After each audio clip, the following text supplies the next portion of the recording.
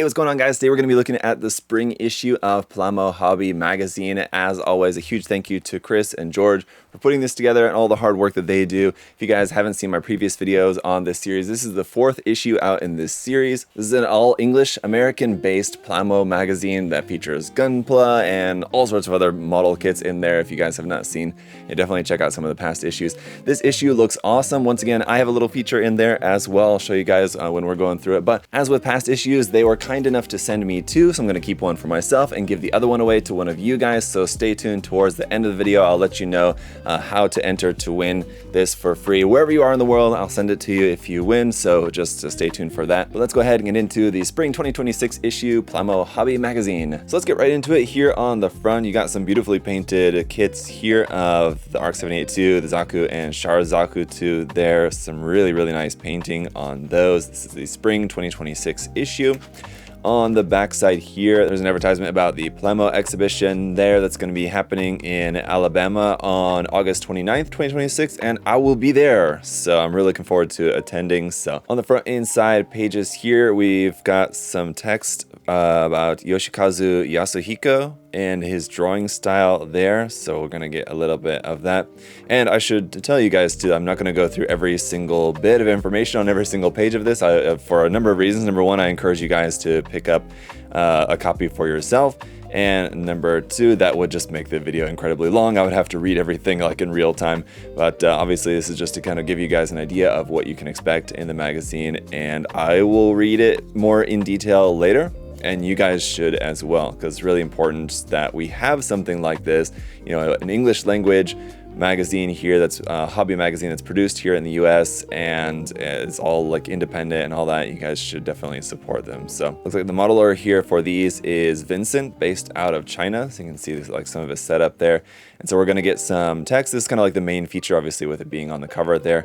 Talking about his work, his painting style, and there'll be kind of a little bit more about this here, the hand-drawn style here for this. Really cool. Basically sort of like bringing some of like those old school illustrations to life in 3D form here, so you can see like the steps for painting this. So really cool. Starts off with this very colorful base, something sort of akin to like Max Watanabe's style of colorful like base coating the kit before you do your main color painting, but it's like a little bit more directional rather than random. So kind of like to lay the groundwork there for your shading on the kit with those underneath, with those colors underneath. So very cool.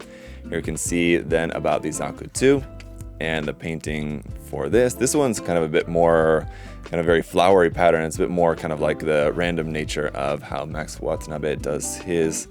But there you can see some more about this. That looks really nice. And then the third and final subject here for these is going to be Char's Zaku.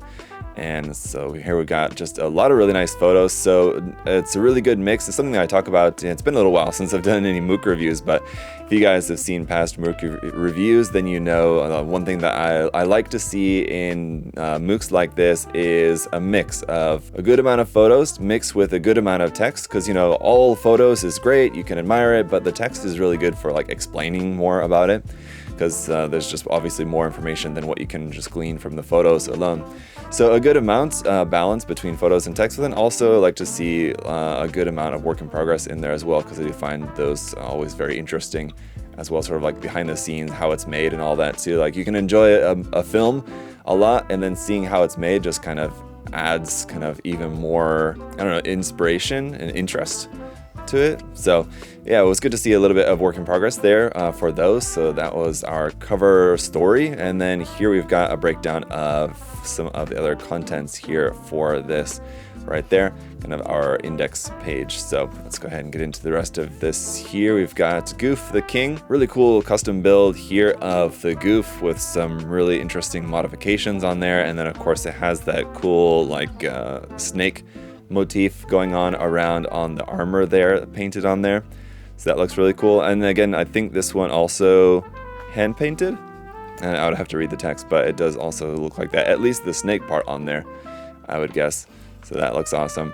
We've got T Builds Gunpla here, Australian base Gunpla modeler with this really cool Zaku. You can see kind of set in this illustration here with the Zaku there off in the distance, kind of the hiker here in the foreground. But basically it's a combination of adding these like moss and vegetation covered buildings to this Zaku to make it look like sort of like a walking fortress, right? So that it's like this massive mecha, and then it also has basically like housing built into it. So I'm imagining that the scale of this, so this is using the mega size kit, but I'm imagining the scale is meant to be even like larger, just because like imagining just like the size of these buildings are definitely smaller than 148 scale. So the Zaku's 148 scale, the buildings are probably more like, I don't know, 100 scale or something. It probably says again here in the text.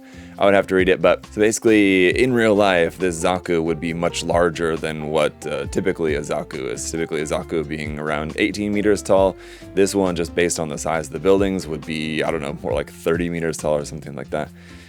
So that is really cool, and lots of work in progress here to see. And you guys know that I love the mega size kits and the mega size Zaku, especially. I've worked on a couple myself, and really cool to see all the work in progress for this. The great thing about the mega size kits, I mean, people say that they're just big high grades, and yeah, that's the great thing about them, is that they're great for customization because they're that big size.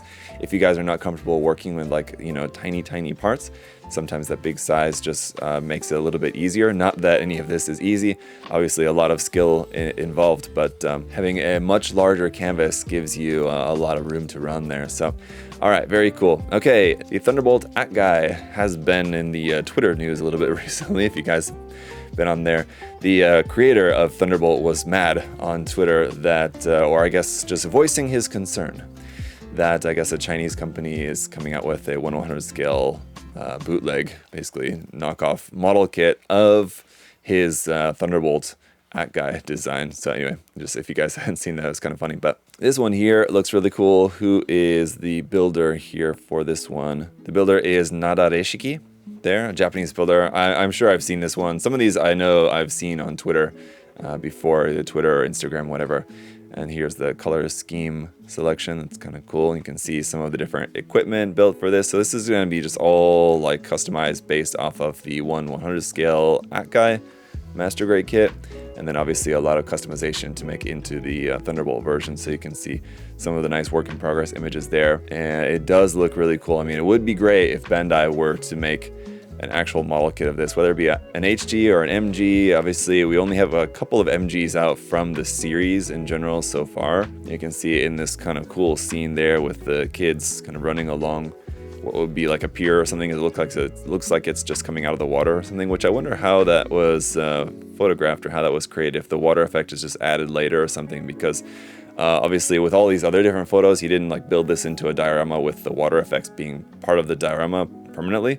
So it doesn't look like it's actual water just like splashed on the kit or something. So I'm guessing that that's maybe just added in afterwards as like a digital effect or something. But it does look cool anyway. Okay, the gun cannon here is a build by Peter 107, the full armor gun cannon based off of the gun cannon detector RE100 kit. I was just recently talking about that in a different video, lamenting that it hasn't really gotten a reprint for a long time. And yeah, really cool custom build here of this using a very interesting array of parts. So you can see like some of the gun cannon detector parts used for like some of the bits, the arms, the legs, but the shoulders are like the shoulders of the Grimgird. It's got the head of like a gun cannon head. Those feet, I believe, I'm trying to think, I think those are Zigok feet. And the skirt section also from a different kit. So yeah, anyway, just a very interesting mix of parts there. Obviously the shield is different, the weapons are all different. So I think it's going to get into it here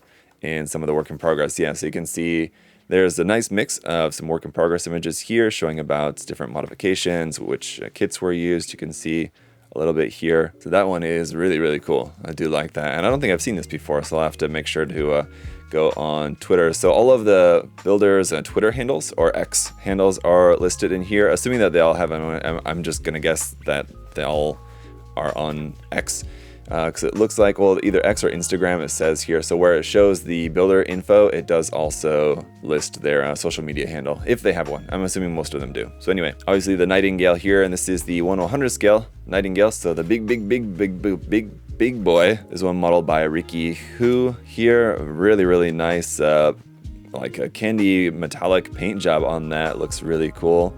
It's such a big kit. I feel like it's kind of overwhelming. I don't know if I would want to like custom build one, but obviously we've seen since the years that this kit has been released, we've seen some really cool custom builds of it over the years, and it's just really kind of mind-blowing just because of how big the kit is. It's just one that, I don't know, I would feel intimidated. I guess I was just talking about how fun it is to work on mega size kits. It's not that different from that, I suppose, but it's kind of a little bit different, just like design language going on with the Nightingale. It's a whole thing. Okay, so here we got something a little bit different here from David O. We've got a build of the high-spec garage kit here of the Haifa Bringer from 5 Star Stories. So it's not all going to be Gundam in here. It looks like this issue in particular does have quite a lot of gunpla, but there is some other stuff in there, I suppose. It's usually been a pretty good mix. So the ratio of gunpla to non-gunpla does seem a little bit more in this issue, in particular, having a lot more gunpla than what's usual. But there's always a good mix of stuff. All right, like here, this very next one, the modeler in this case, Weinan Hua, Little Painter. I'm sure I'm mispronouncing that name, sorry about that. Obviously, we've got a ship model here of the BB-63 USS Missouri there. And for me, I gotta say, there's a number of things very impressive about this. Obviously, this is not at all in my wheelhouse, but you have like the photo reference here and that this is based off of. So this is titled The Surrender Ceremony on the USS Missouri from September 2nd, 1945. So you can see here in some of the detail images just all of the crew on this. There's just an insane amount of crew figures that are on this because obviously it was like a celebration day. Everyone was out on the deck there, and just so there's just a massive amount of crew on there. All of the rope and cabling and stuff that's on there, and just plus I'm also just amazed by the water effect because as you can see, like it's a pretty thick amount of water, and I'm not sure, it's kind of hard to tell from the photos. At first I was thinking that was just like a huge layer of resin, but it looks like maybe not. Maybe it's just like kind of built up on the sides and painted to look like water on the sides, and only like the top layer is resin. That kind of makes more sense, honestly. But anyway, so there's just a lot of stuff on here. You can see for the figures, it looks like a lot, if not all of the figures, or maybe just all like 3D printed there. But what is the scale for this? 1/350 scale, so that means they're like absolutely tiny.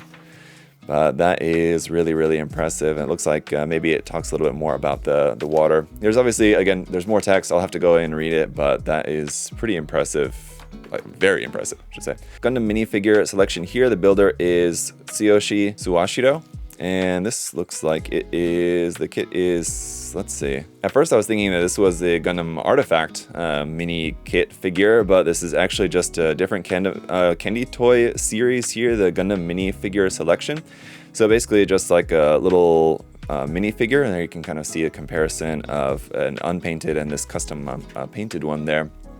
So yeah, just like basically what would be just like a little candy toy that you would get from like a gashapon ball or whatever, and then just like custom painted like this, which you guys have seen. I haven't done any for a long time, actually. I should do another one, but I've done this before on like Converge figures, but I don't think I've ever done it like painted, like custom painted anything else. I should do that. I do have some other different like small candy toy little gunpla, but yeah, you can custom paint those for sure, just like you would any other gunpla or anything. Obviously it's harder to disassemble and they're usually very small, but it's pretty fun, so I definitely recommend you guys to try it out. So that looks really cool.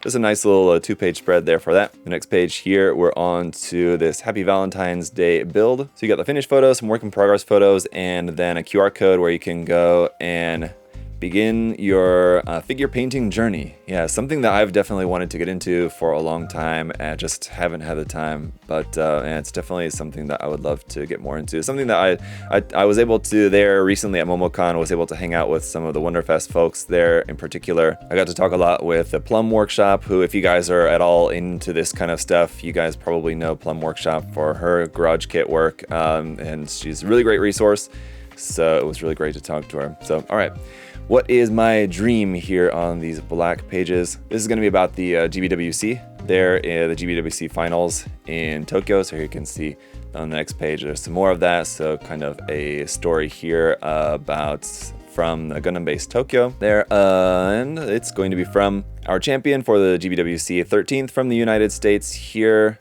You guys probably recognize the build. Here we've got an interview with Pan, their builder Pan, and so it's going to be back and forth with George, who's the editor here for the magazine, and Pan talking about the build, interlaced with some work in progress photos. So I know he had a bunch of work in progress photos on his Instagram, so you guys have probably seen that, but if not, you can definitely check it out.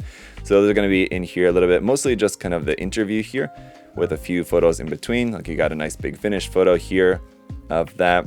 Really, really beautiful build. As soon as I saw that, you guys know that I entered last year as well. GBWC, kind of the first time in a long time. And as soon as I saw this posted, I thought, well, there goes my chances, because I knew that it was definitely going to win based on the couple of entries that I had seen that I thought were like definitely going to be like high contenders. Yeah, I thought that that one had a pretty good chance, to say the least. So, all right, there's also an interview here with the UK champion as well. He had this really cool Zeong build there. This one is Gunpla Zuler. And you can see a better picture of the build here on the next page. The Zeong with this huge, like Thunderbolt style backpack there on it. So this one, again, is just an interview kind of back and forth with them. And then also the Taiwan champion here as well. See this one being this kind of Hazel there, so Advanced Zeta. So I don't know if I really looked at this one very closely at the time of GBWC anyway. So cool to see some more about that interview there with them, again, along with a couple of photos in there. Then getting here towards the end, there's going to be a little bit more an article here, which is kind of the normal. They always have an article from the Undergated podcast, so definitely check those guys out. So new year, new surprise, the long-awaited sequel, a bit there about Gundam Hathaway. And then a moment over here, kind of a very short Q&A kind of section here with Mochi Mecha. You can check out her work and some stuff there with the unicorn, which is going bye-bye very soon. Another Meet the Builder over here for Chamber of Sprues with some really cool, like there's a Machining Krieger build and there's truck build here, so kind of a little bit different style. That looks awesome. And that's continuing on here to the next page. The Halloween community build for Machining Krieger. You guys know I actually did that. So I think it was, so this is what? Yeah, this is the spring issue. In the previous winter issue had my Halloween themed Hund build in there. So I kind of missed the kind of, would have been cool to kind of go along with this theme. But anyway, so that looks awesome. And then here's my article.